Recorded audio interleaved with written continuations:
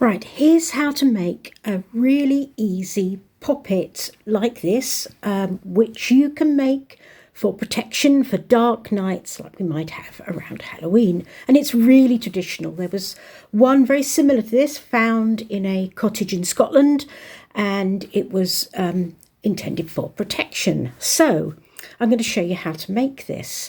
And it's really easy. You don't have to know how to sew or anything like that.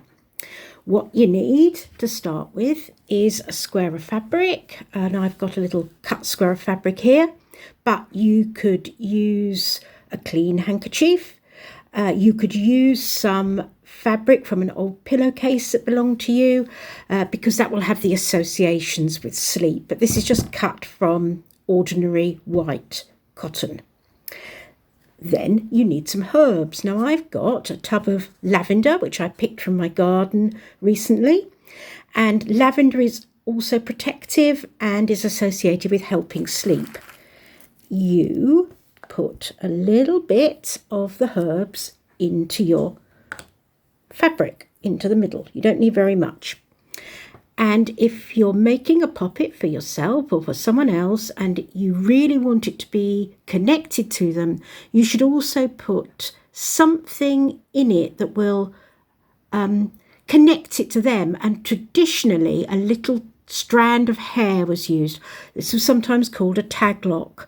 And you can get if it's for yourself to help yourself sleep, you can get the hair from your own hairbrush or comb, or you could run your fingers through your hair, and then you'll put your strand of hair into the center of your fabric with your herbs. If you don't have any hair, you can use nail clippings, which are perfectly fine.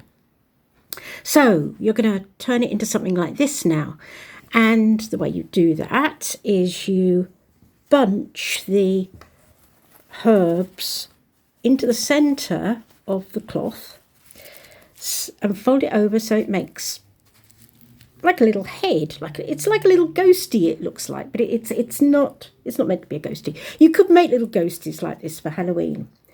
Then you get some wool. Now the one I showed you originally had white wool, but this is red wool. Red was considered a colour of protection traditionally, and I like to wrap my wool around 3 times. So 1, 2, 3, and then you tie it, and I like to tie 3 knots because 3 is also a protective number, traditionally used in magical spells.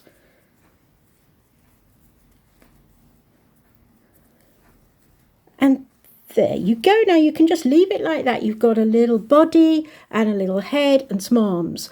But if you want to, and I think it's quite a good idea, you can draw features on. Here we've got eyes and a mouth, and you can just use something like a marker pen if you want. So you've got your little poppet.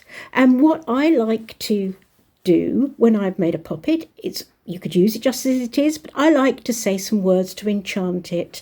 And you could say something like, from ghosties and ghoulies and long-legged beasties and things that go bump in the night, may my poppet protect me. Thank you very much.